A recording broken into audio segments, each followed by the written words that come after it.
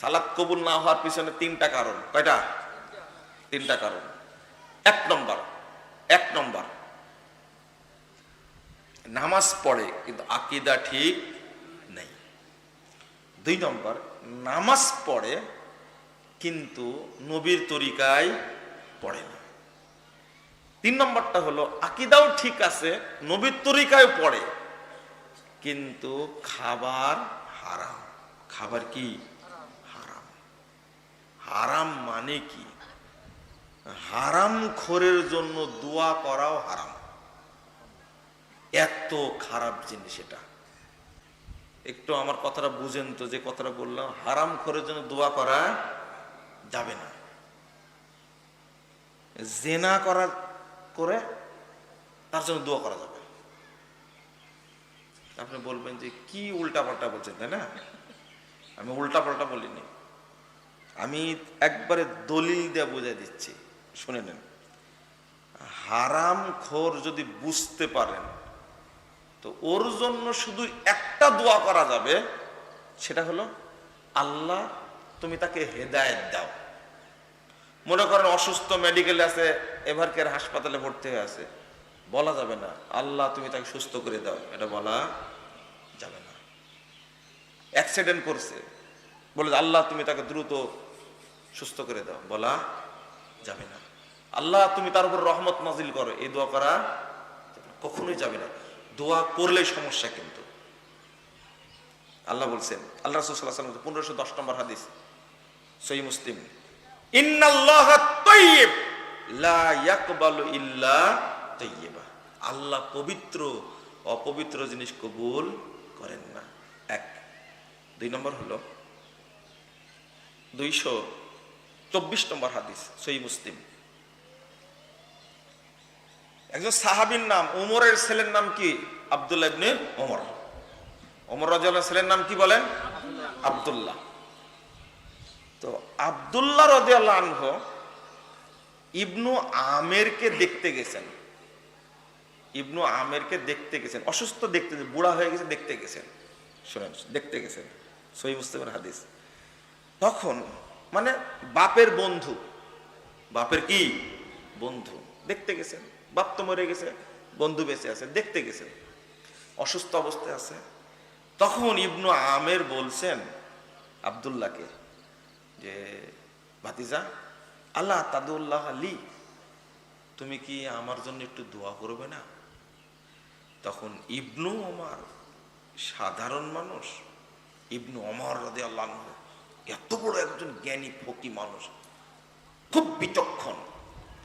তখন ইবনু ওমর রাদিয়াল্লাহু আনহু বলছেন, আব্দুল্লাহ বলছেন, চাচা, সামিতু রাসূলুল্লাহ সাল্লাল্লাহু আলাইহি ওয়াসাল্লাম, আমি আল্লাহর রাসূলকে বলতে শুনেছি, লা তুকবালু সালাতুন বিগাইরি তুহুরিন ওয়ালা সাদাকাতুন মিন গুলুল।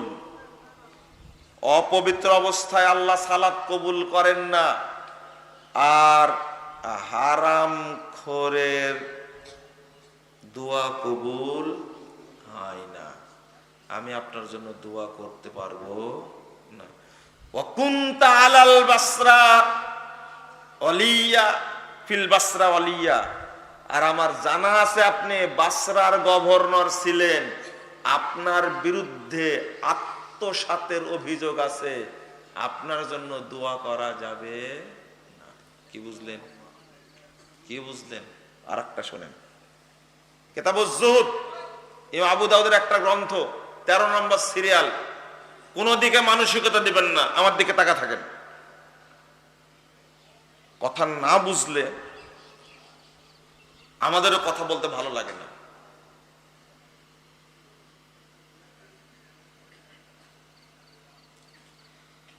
রাসূল বলছেন, আসাবা বানি ইসরাইল কাহত বালাউন কাহতুন ফায়াখরুদুনা ইউজিজুন। বানি ইসরাইলদের যুগে গজব আসলো, দুর্ভিক্ষ আসলো, মানুষ বাহিরে টিকতে পারল না, তারা দৌড় দিয়ে বাড়ি থেকে বেরিয়ে চলে গেল মসজিদে। কোথায়? মসজিদে চলে গেল। ফাআউহাল্লাহু ইলা নাবিয়্যিম মিন আমবিয়াইহিম, তখন আল্লাহ তাদের নবীর কাছে ওহী করলেন, আল্লাহ সরাসরি ওহী করলেন, তুমি বলো আনতুম তাখরুজুনা ইলাস সাইদ ওয়া মালাতু বুতুনাকুম ফিল হারাম বিআবদানিন নাজিসা ওয়া বিয়াদিন তাসফিকুনা বিহাদ দিমা। এই তোমরা এই দুর্ভিক্ষ থেকে, গজব থেকে বাঁচার জন্য মসজিদে এসেছো, যে শরীর নিয়ে এসেছো সেই শরীরটা হলো অপবিত্র, হারাম খেয়ে কি হয়েছে? অপবিত্র। আর যে হাত নিয়ে এসেছো এই হাত দিয়ে মানুষ হত্যা করেছো। ওয়ামালাতুম বুতুনাকুম মিনাল হারাম, আর তোমরা তোমাদের পেটকে হারাম খাদ্য দিয়ে ভর্তি করেছো। ফালাম তাজদাদু ইল্লা বুদা ফাশতাদ্দা আলাইকুম গাযাবি। আল্লাহ বলছেন এখন তোমাদের উপরে আমার গজবটা আরো বেশি হবে। বাহিরে ছিলে যা গজব হচ্ছিল, মসজিদে আসার কারণে গজবটা আরো কঠিন হবে। কারণ অপবিত্র দেহে নিয়ে আসছো, পেটের মধ্যে হারাম খাবার নিয়ে আসছো। আল্লাহ কত রাগান্বিত। আল্লাহ বলছেন ইস্তাদ্দা গযাবি আলাইকুম, এখন তোমাদের উপরে আমার গজবটা আরো কঠিন হবে, তীব্রতর হবে। ফালাম তাজদাদু ইল্লা বুদা, আর এখন তোমরা আমার রহমত থেকে দূরেই সরে যাবে, গজবের কাছাকাছি হয়ে যাবে। তাহলে হারামখোর মসজিদে গিয়ে দোয়া করলে আল্লাহ আরো বেশি রাগান্বিত হন। হারামখোর হারাম টাকা দিয়ে হজ করতে গেলে আল্লাহ আরো বেশি রাগান্বিত হয়। কারণ হারাম জিনিস আল্লাহর কাছে কবুল হয় না। হারামখোর, হারামখোর, আস্তাগফিরুল্লাহ, আস্তাগফিরুল্লাহ, নাউযুবিল্লাহ, কঠিন ব্যাপার। আল্লাহ রাসূল বলছেন, শোনো, ওই হাদিসটা অনুবাদ করতে গিয়ে একটু করে চলে আসছে। ফাযাকার রাজুল ইতুইলিস সাফারা আশআসা আকবারা, একজন ব্যক্তি সম্পর্কে বললেন লম্বা সফর করছেন, সিলেট থেকে বের হয়ে একবারে চাঁপাইনবাবগঞ্জ বর্ডারে চলে গেছে, টাকা পয়সা সব শেষ হয়ে গেছে। ফামাদ্দা ইয়াদাইহি ইলাস সামা, আসমানের দিকে হাত দুইটা তুলে বলছে ইয়া রব্বি, ইয়া রব্বি, আল্লাহ তুমি আমাকে বাঁচাও, আমার চলার কোনো পাথেও নাই। ও কাঁদছে। এই লোকের মধ্যে দোয়া কবুলের সব শর্ত আছে। 1 নম্বর, মুসাফিরের দোয়া কবুল হয়। 2 নম্বর, নিঃস্ব ব্যক্তির দোয়া কবুল হয়। 3 নম্বর, 2 হাত তুলে দোয়া করলে আল্লাহ দোয়া কবুল করেন। 4 নম্বর, কাকুতি মিনত করে কান্নাকাটি করে দোয়া করলে আল্লাহ দোয়া কবুল করেন। সব শর্ত আছে না তার মধ্যে? কিন্তু আল্লাহ রাসূল বলছেন, সাহাবীরা শোনো, মাতামুহু হারাম ওয়া মালবাসুহু হারাম ওয়া গুদ্দিয়া বিল হারাম।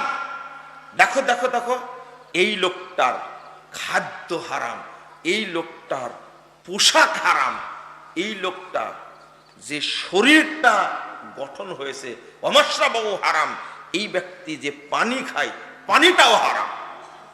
আপনার বাড়ির টিউবওয়েলটা পুঁতেছেন সুদের টাকা দিয়ে, তাই না? কিয়ামত পর্যন্ত পানি খান আপনি, হবে না। আগে চিন্তা করেন এই ভিত্তিটা কি হালাল না হারাম। ইবাদত করি কি করে আমরা? আল্লাহ যদি এমনটা বলেন ওয়াগুদ্দিয়া বিল হারাম, পুরো দেহটা তৈরি হয়েছে হারাম দ্বারা, ফান্না ইউস্তাজাবু যালিক, তোমরা বলো এর দোয়াটা কি কবুল হবে? আল্লাহর নবী জিজ্ঞেস করতেন, বলো তো, ওর শরীরটা অপবিত্র, ওর খাদ্য অপবিত্র, ওর পোশাক অপবিত্র হারাম, ওর পানীয় অপবিত্র হারাম, এর দোয়া কবুল হবে? লা ইয়াদখুলুল জান্নাতা জাসাদুন গুযযিয়া বিল হারাম, যে দেহ হারাম খাদ্য দ্বারা গঠিত হয়েছে এই দেহ জান্নাতে প্রবেশ করবে না। আপনি কি বুঝলেন বলেন তো দেখি, কি বুঝলেন? সালাত আদায় করছেন আপনি, আকীদা ঠিক আছে, পদ্ধতিও ঠিক আছে, কিন্তু খান কি হারাম, কবুল হবে না, কোনো দিনই না, অসম্ভব ব্যাপার।